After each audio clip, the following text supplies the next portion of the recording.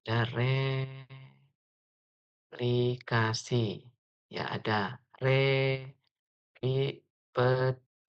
repetisi, ya repetisi. Nah, kalau repetisi, kan repeat ya, repetisi, repeat gitu ya. Nah, kita kita jelaskan begini. Jadi kalau repetisi,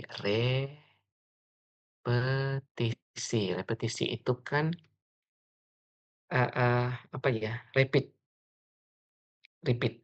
ya, repeat, pengulangan, ngulang.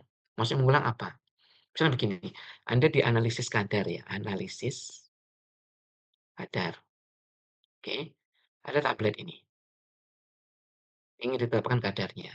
Maka tabletnya ini digerus, misalnya gitu ya, gerus kemudian dilarutkan, ya setelah larutkan ambil, berapa mili gitu, misal 5 mili, kemudian encerkan, setelah encerkan, kemudian encerkan dapat ini, sudah diencerkan, ya, dapat sampel begini, banyak, kemudian ambil sedikit. Setelah kita tadi encerkan jadi 100 mili.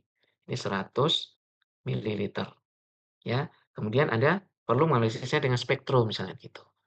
Ya, di spektrum ambil, ya satu kuvet itu kan kecil sekali, paling cuma berapa mili, ya nggak sampai 5 mili mungkin, okelah. Ini diambil masukin ke spektrum, nah kemudian dibaca, keluar absorbannya. Ya dapatnya 0, absorbannya misalnya 570 misalnya gitu absorbannya, misal. Kemudian yang kedua Anda ambil lagi, Anda ukur lagi. Yang ketiga, ini Anda ukur lagi. Nah, ini namanya repetisi, ya repetisi. Ini melakukan pengulangan pengukuran pada sampel yang sama, karena tadi satu satu proses, ya, satu proses, yang tablet ini satu tadi, ya, digerus, ya kan, larutkan, ambil yang dilarutkan sedikit, kemudian encerkan, hasil pengencerannya ini diukur. Nah, diukurnya 3 kali misalnya gitu. Nah, ini namanya repetisi, oke. Nah, kalau replikasi bagaimana? Nah, ada tablet satu, ya, ada tablet yang kedua, ada tablet yang ketiga. Nah, ini masing-masing diperlakukan sendiri-sendiri. Ya, masing-masing ini dilakukan minimal 3 kali pengukuran. Di 3 kali pengukuran. Nah, ini tadi, yang ini adalah replikasi. Nah, gitu. Ya, itu contoh misalnya dalam, pengukuran. Nah, kalau misalnya saya punya, kalau dalam, teknologi ya, di teknologi misalnya contohnya apa, saya punya, membuat granul gitu ya, misalnya membuat granul, ya, buat granul, terus kemudian, ada berapa formula, ya. Ya, kemudian kalau ada formula itu diulangi, formula yang sama diulang, itu baru namanya replikasi. Oke, ya seperti itu. Ya, misalnya tadi saya membuat granul ya, membuat granul, nah nanti ada batch 1, ada batch 2, ada batch 3, masing-masing batch nanti dilakukan proses pengukuran apa aja, ini juga apa aja, ya kan. Misalnya ada kadar air, apalagi yang masing-masing kadar air 3 kali dan seterusnya. Nah, yang ini namanya replikasi, ya. Nah, kalau di sini nanti ini sudah repetisi, di sebelah sini ya, ini sudah repetisi ya. Oke, baik. Itu terkait dengan beberapa hal pengantar dulu, ya kalau yang, apa namanya, ini tadi statistik-statistik ini, standar deviasi dan sebagainya itu bisa dilihat sendiri dan itu umum saya kira. Sebentar,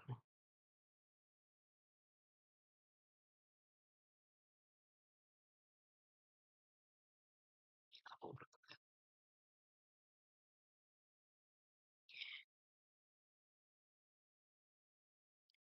oke, sudah, ya.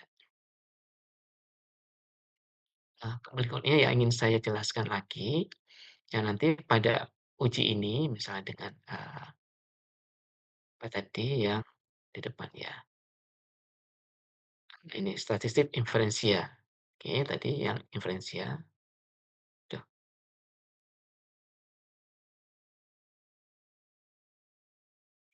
ini kan tadi yang, apa namanya, inferensia ini, kita selalu apa namanya, ada taraf kepercayaan ya, ada namanya interval kepercayaan atau taraf kepercayaan. Pada uji ANOVA, uji T, regresi, dan sebagainya, kita nanti, mengenal yang namanya ini, P value ya. Ya ini taraf kepercayaannya. Ya umumnya digunakan 95%. Kalau 90% artinya P-nya ya, dia 0,05, 0,05. Dari mana 0,05? Karena 5%, 5%, 5% ya, taraf kepercayaannya kan 95 ya. Nah, jadi 5%, 5/100 kan 0,05. Nah, nanti apabila dia p-value-nya p-value-nya kurang dari 0,05, nah ini dianggap punya perbedaan yang signifikan. Ya kalau kurang tidak, tapi nanti akan kita bicarakan di, hipotesis ya. Nah, cuma saya ingin menjelaskan kenapa kok 95% ini. Karena di Excel pun nanti default-nya 95%. Ya, pada saat kita nanti mencoba ini kan dengan Excel ya, itu 95%. Nah, kenapa kok 95%? Atau apakah harus 95%? Ya, itu kan pertanyaannya.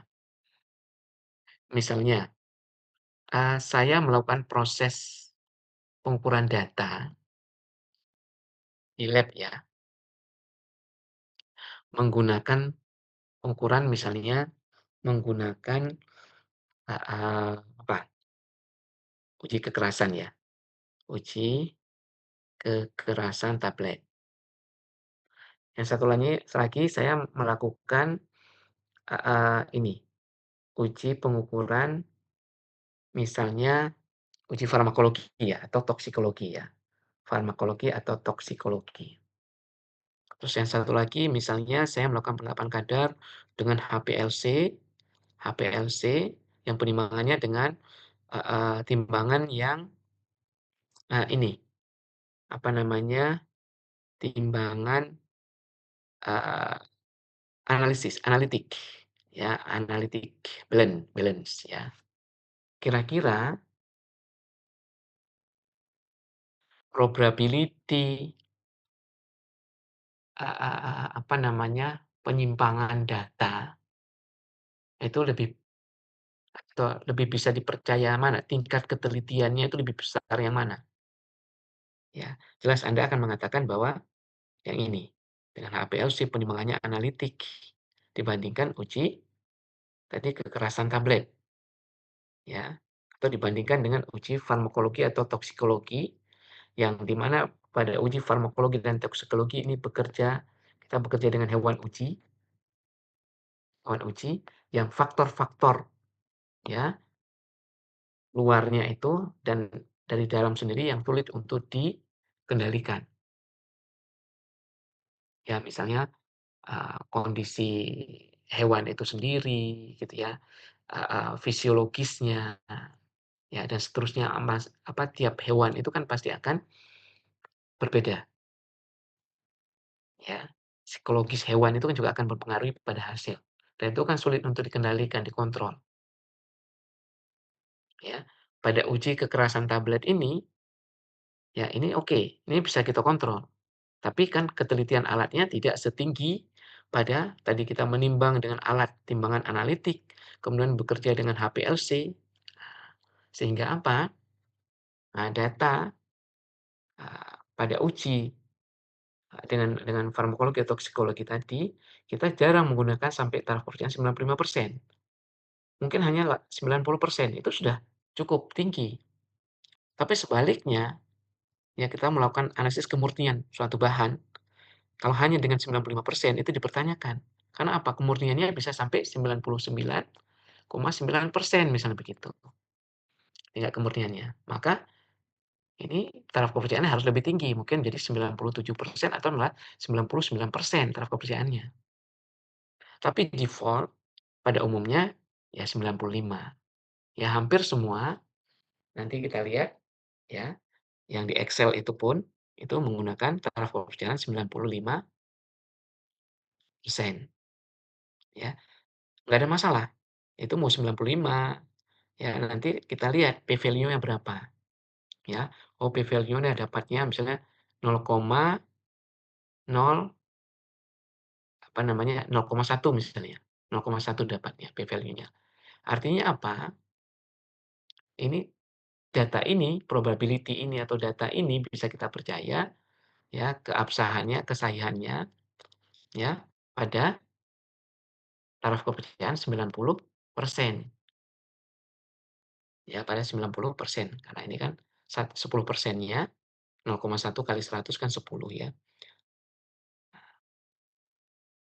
Jadi begitu. Oke, baik.